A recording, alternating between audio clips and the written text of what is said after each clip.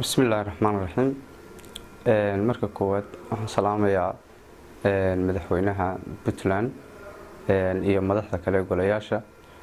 mar labaadka waxaan aad iyo aad ugu mahadcelinayaa madaxdii iyo taliyayaashii soo dhaweeyay deegaanka Puntland oo ugu horeeyay jananka ciidamada General Yaasiin iyo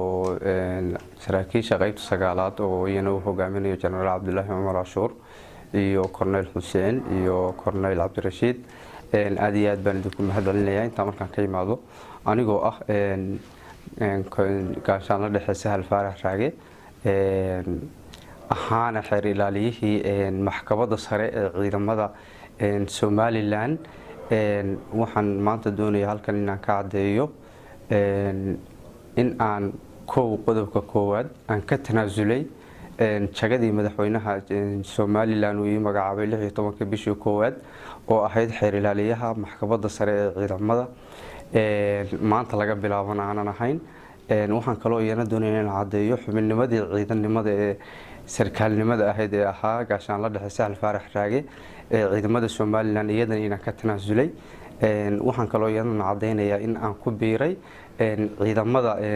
Puntland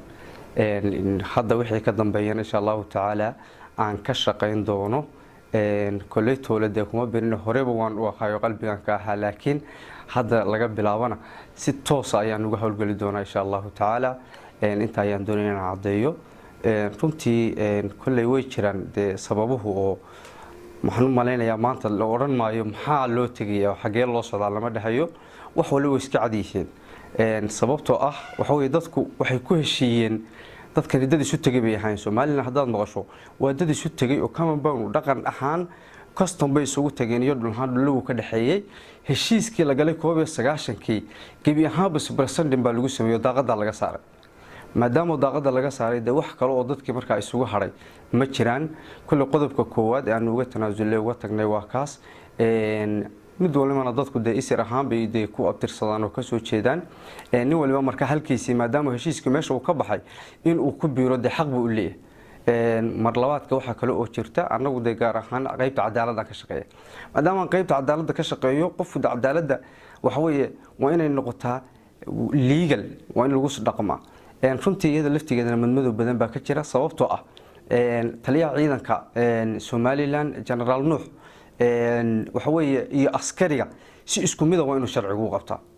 taliyuhu madaxweynaha oo arka madaxda qaranka oo wada aragta ayuu dambi si toos u galay oo muxuu sameeyay separation of military wuxuu kala saaray ciidankii hab qabiil buu ku kala saaray xaq wuxuu u leeyahay taliyuhu in lagu maxkamadayo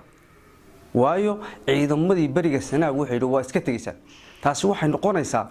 qabiilkaasi hataw ama qabiilada noocaas tagaan waxa waajibaadka sharcigu markaas uu rogaya in la hor keeno maxkamadda lana maxkamadayo maadaama marka taliyihii ciidanka aanu dambiga qabanay askariga quriga lagu qaadayo taan lama dhihi karo cadaalad. qodobka labaad aan uga tanaasuleyna waa ka kulli toole insha Allah intii ilaahay kulli nagu aan ku dadaali karno in cadaaladdu ku dadaalo way fiican tahay. waxaan leeyahay kulli dadka reer Sanaag waxaan ugu baaqayaa